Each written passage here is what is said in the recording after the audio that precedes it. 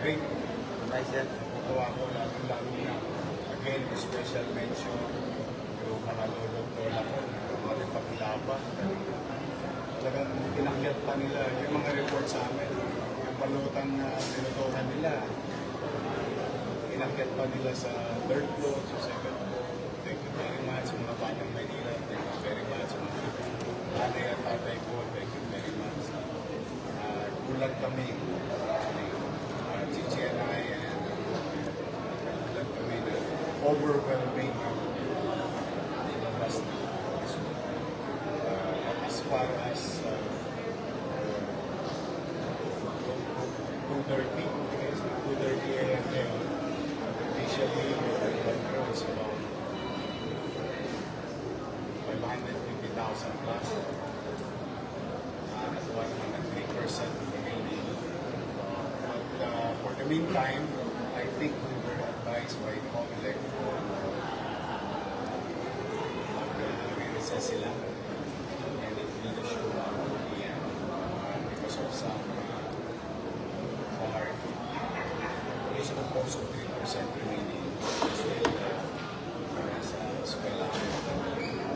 But for the meantime, maraming salamat.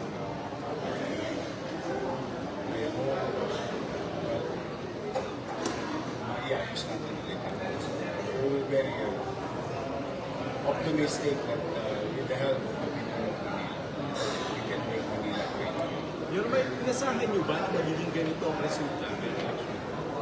Gusto namin ni Gigi at sa unang namin yun. Of course, I think any John Doe and Mary is a candidate gusto mo namin.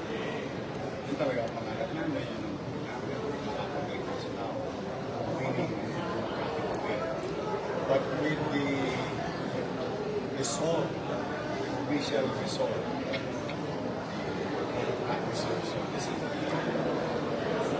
overwhelmed kami. Kaya salamat talaga sa Diyos sa ating mga batang Maynila. Nakakagulat na overwhelming siya. But we really appreciate it at malaking challenge because there's great mandate given to us, Gigi and I, and most of our group. 80%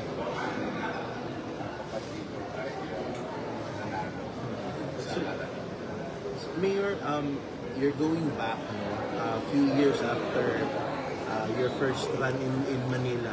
Ano ba yung aasahan na ng mga Manileño na something new that you would bring to the table after 3 years away from government? I think one of the immediate concern ng Manila is the issue of basura. Yung pagkakit talaga lang and the criminality happening in the city. With the result of the election and issues raised during the campaign, I think yun na yun, immediate na kailangan bigyan ng attention. And then again, like Gigi, committed to deliver livelihood programs sa hirap ng buhay ngayon. Ating mga press the fact that we will continue to pursue the concept of MBN, minimum basic needs, housing, innovation, healthcare, and jobs. But initially about yung cleanliness and orderliness and peace and order situation in the city will be promoted by us. So mag-iikot ka ulit, sir? Parang dati lang. Hindi ka na matutulog. Vloggers eh. Sabi na kayo. Talagang, it's our commitment. Pag ako nabibigyan ng pagkakataon, I really try to dedicate my time serving the people. And that includes 3 hours. Ora de Bilio. Kaya mapupuyat kayo ulit.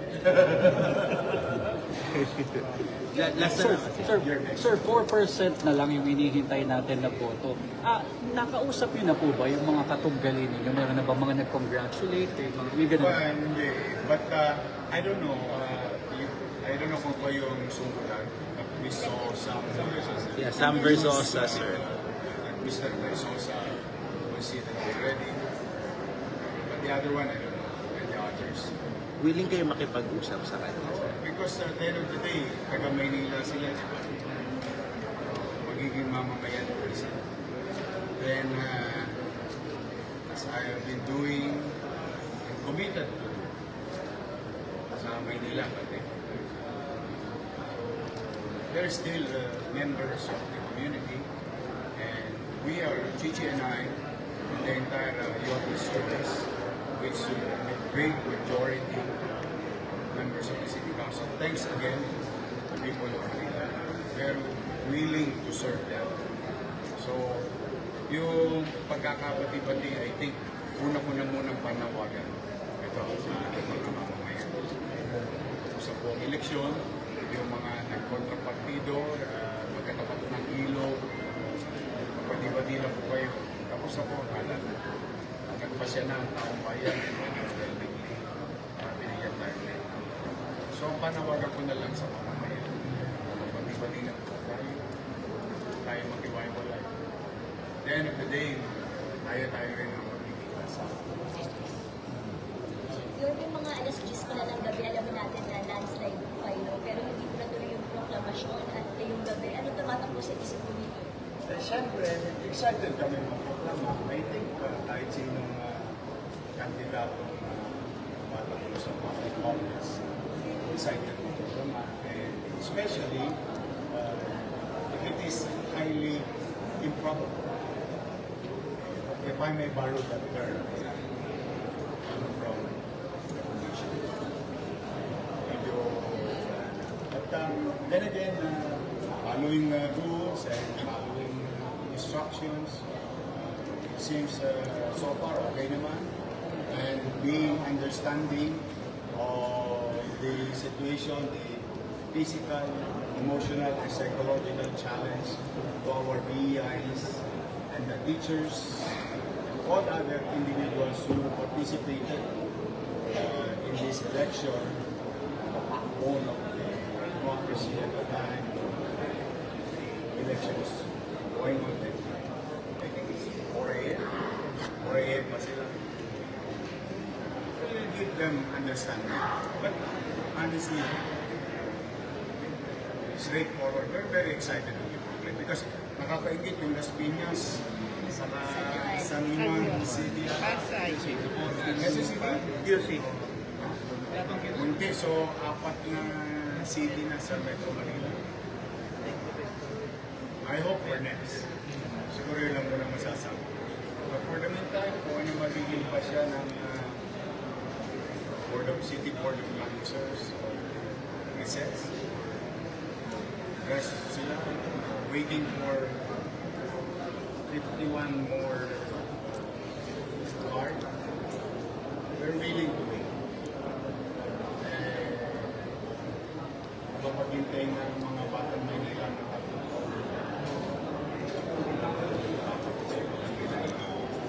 May advice po. May mensahe po kayo sa mga supporters, mga sumuporta po sa inyo. Maraming salamat po sa suporta sa amin. Maraming salamat sa hihingi po namin na kayo magtiwala na we are more than with your government that we could go sa gobyerno na makikinig sa inyo pagkatapos ng gobyerno. Maraming salamat dahil makakaasa sa aming mga pinalaki, ito-deliver po kami. At kung si Jorge ay will receive us po ito na dahil kami kasi ang kaya nandun po kayo sa mga mga Maraming salamat.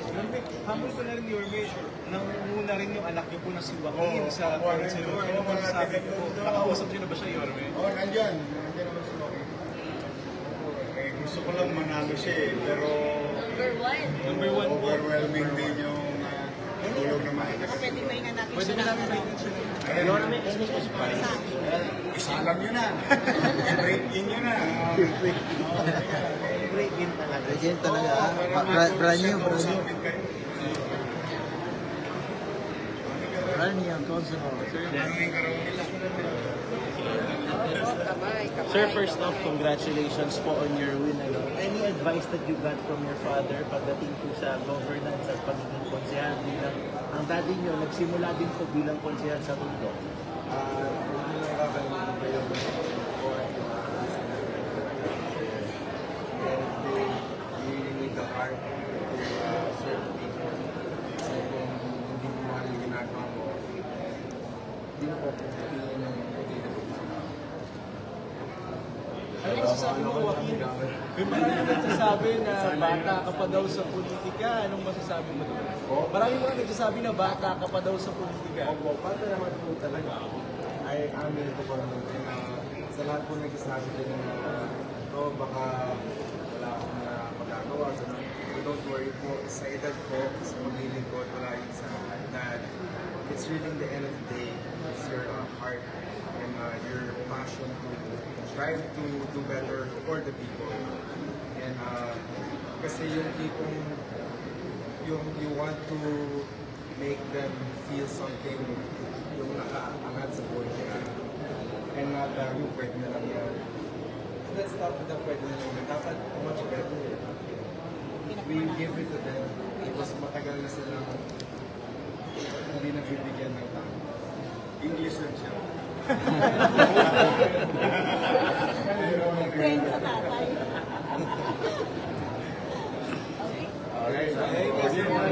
Congrats, pero let me, one more time, and thank each and every one of you, our partners in media, who really,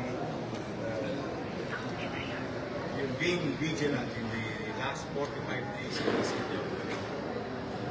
Dahil sa inyo, marami kayo nakantayan, maraming mga individual, hindi siguro nila nagawa yung sa magagawa nila. So I would like to thank each and every one. And then of course, our vloggers,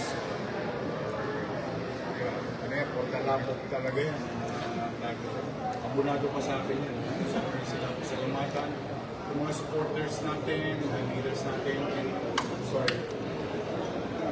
Gusto ko rin pasalamatan yung mga kababaihan ng Manila, kabakan ng Manila, at siyempre yung ating mga minamahal ng Tagapay. At lahat ng volunteers, individuals, organization, maraming salamat sa inyo. And I hope supporting me will not stop because tapos na election. Again, hindi ko, Chichi and I, the entire group, we cannot do it alone. We need everybody's participation. People of Manila, we need you. Of course, it is our city. It is our community. Walang magmamalasakit dito kung hindi tayo magmamalasakit. So, I hope in the coming weeks, come and join us. Let's rebuild Manila. A better place for us maybe, but definitely let's do this for the next generation. Muli, maraming salamat and God first. Thank you. Photo of Cellphone.